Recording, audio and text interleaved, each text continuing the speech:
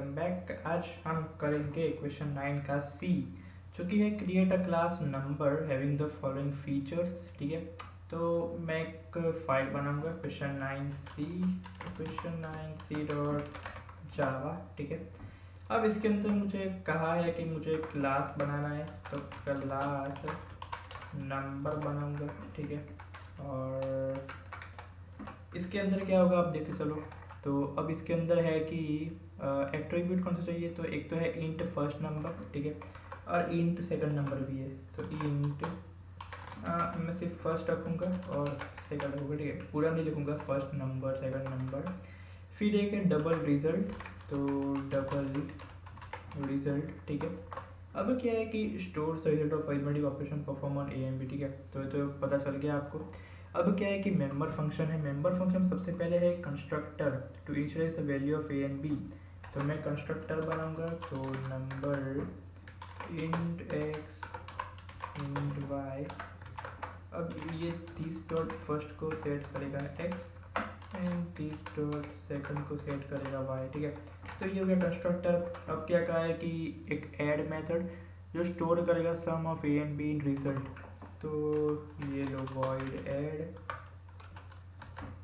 ये क्या स्टोर करेगा, तो ये स्टोर करेगा sum of A and B in result. तो this dot result equal to this dot first plus this dot second. Okay, तो ये ने स्टोर कर दिया दिस रिजल्ट में। अब मैं इसको एक कॉपी करूँगा, वो क्यों करूँगा देखो। फिर दूसरी है सब, जो कि है store difference of A and B result. तो मैं इसको कॉपी करके इसको पेस्ट करूँ इधर, इसको सिर्फ सब लिख दूँ और इसको माइनस कर दूँ this dot first minus this dot second. तो मेरा काम हो गया। अब ये क्या है कि एक है मल्टीप्लिकेशन, एक है डिवीजन। ठीक है, तो मैं इसको भी कॉपी पेस्ट से कर सकता हूँ। तो ये रहा मल्टीप्लिकेशन, इसको बीच में कर दो मल्टीप्लिकेशन, और ये रहा डिवीजन। ठीक है, ये डिवीजन, और इसको बीच में कर दो डिवीजन। ठीक है, लेकिन इस पर दिक्कत क्या होगी देखो चलो।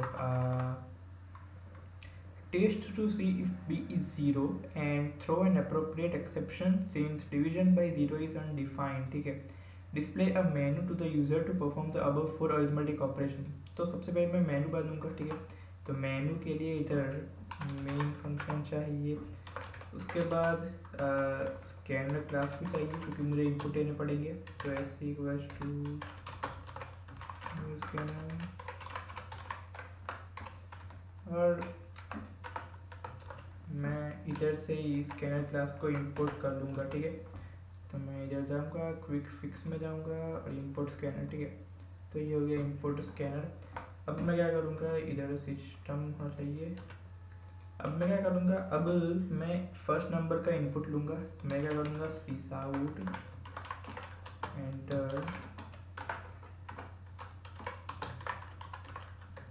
फर्स्ट नंबर, और फिर इधर int first equals to sc dot next int. फिर ये मैं सेम काम करूँगा सेकंड के लिए, मुझे सेकंड नंबर भी चाहिए। तो मैं इधर क्या लिखूँगा, सेकंड, और इधर फर्स्ट की जगह सेकंड। ठीक है, ये हो गया। उसके बाद क्या करूँगा, मुझे चाहिए मेनू, तो मेनू के लिए मैं एक वाइल लूप चलाऊँगा, और वाइल लूप में बीत के चलाऊँगा, और बी ट्रू होगा इनिशियली। तो फिर क्या होगा, वाइल लूप चलेगा बी के लिए। इसमें क्या होगा, सीस आउट होगा, मतलब मेनू होगा। मेनू में फर्स्ट क्या है, फर्स्ट है ऐड नंबर्स, फिर है सब्ट्रैक्ट नंबर्स, फिर है थर्ड जो कि है मल्टीप्लाई नंबर्स, और फोर्थ है डिवाइड नंबर्स। मैं एक फिल्ट दूंगा किसके लिए, प्रोग्राम को एक्सिट करने के लिए। ठीक है, क्योंकि मुझे ये इसमें मेनू है, तो मेनू में मैन्युअल एक्सिट करना पड़ेगा, तो एक्सिट प्रोग्राम। अब मैं ये जो चॉइस है वो इंट चॉइस में स्टोर करूँगा। अब अगर तो ओके, इधर मुझे एक क्लास का जो ऑब्जेक्ट वो बनाना पड़ेगा। ठीक है, तो number n equals to new number, और इसके कंस्ट्रक्टर में दो वैल्यू जाएगी फर्स्ट एंड सेकंड की, तो फर्स्ट एंड सेकंड की दो वैल्यू चली गई, ठीक है। तो ये मैंने क्लास का ऑब्जेक्ट बना दिया। अभी इधर ओके, स्कैनर को क्लोज करना, स्कैनर को क्लोज करेंगे वाइल के बाद, तो स्कैनर को क्लोज भी कर दिया। अब ये इंट चॉइस है, ठीक है। तो चॉइस अगर 1 हुई तो इधर चॉइस अगर 1 हुई तो मैं किसको कॉल करूँगा, तो मैं ऐड नंबर को कॉल करूँगा, तो n डॉट ऐड होगा, ठीक है। n डॉट ये ऐड, यानी ये n जो है वो मेरा ऑब्जेक्ट का नेम है, नंबर ऑब्जेक्ट का नेम n, तो n डॉट ऐड होगा। ऐसे ही अगर चॉइस 2 हुई और इधर इफ या एल्स आ जाएगा, ठीक है, तो n डॉट सब होगा, ठीक है। बस अब इसको कॉपी पेस्ट करते रहो। तो अगर चॉइस 3 हुई और 4 हुई, उसके लिए 3 हुई तो मल्टीप्लिकेशन, 4 हुई तो डिवीजन, ठीक है, n डॉट डी हो गया। फिर अगर 5 हुआ तो एक्सीड, तो उसके लिए मैं एक्सीड के लिए क्या करूँगा, b को फॉल्स कर दूँगा, ओके। b को मैंने फॉल्स कर दिया, और मुझे रिजल्ट्स को शो भी करना पड़ेगा। तो मैं क्या करूँगा, एग्जिट करना है तो b को फॉल्स कर दो, या फिर मैं इधर से एग्जिट करता हूँ। तो एग्जिट करने के लिए ये भी एक तरीका है कि सिस्टम डॉट एक्सिट लिख दो आप, और स्टेटस में जो एक्सिट डेटा मुझे दो, तो जनरली 1 दे देता हूँ, ठीक है, क्योंकि मैं एक्सिट ही करना है इसलिए। तो एक्सिट करना तो ये दे दो, पी चॉइस फाइल, तो सिस्टम डॉट एक्सिट कर दो। और मुझे मैं जो ये मेंबर्स को बुलाए n डॉट ऐड, तो n डॉट ऐड करेगा क्या कि ये ऐड सिर्फ ये ऐड करेगा, लेकिन इज़ेड को शो नहीं करेगा ना, हमें इज़ेड को शो भी करना है। तो मैं क्या करूँगा कि ये 4 हो जाए, ठीक है, मतलब इनमें से कोई भी एक हो जाए, उसके बाद शो कर दूँगा। तो मैं इधर लिखूँगा सी साउट, और फिर इधर शो करूँगा, तो रिजल्ट n डॉट रिजल्ट, ठीक है, n डॉट रिजल्ट में शो होगा ना मेरा नंबर, तो n डॉट रिजल्ट कर दिया। अब मुझे कहा क्या है कि मुझे ये कहा कि अगर b 0 हो तो एक एक्सेप्शन को थ्रो करो। क्यों? क्योंकि डिवीजन जो है 0 से अनडिफाइंड है, ठीक है, डिवीजन 0 से अनडिफाइंड है। तो मैं क्या करूँगा, डिवीजन में इधर ट्राई करूँगा, ट्राई कैच से, तो ट्राई करूँगा। अब अगर उसमें 30 डॉट सेकंड अगर 0 हो गया, इक्वल टू 0, तो मैं क्या करूँगा, थ्रो करूँगा न्यू एक्सेप्शन, ठीक है, एक्सेप्शन, ठीक है। और उसमें मैसेज क्या दूंगा, मैसेज में ये दूंगा कि division by 0 is undefined, okay. तो division by 0 is not defined, okay. तो ये दे दिया। और अब ट्राई के बाद मुझे कैच देना ही पड़ेगा, आपको पता है।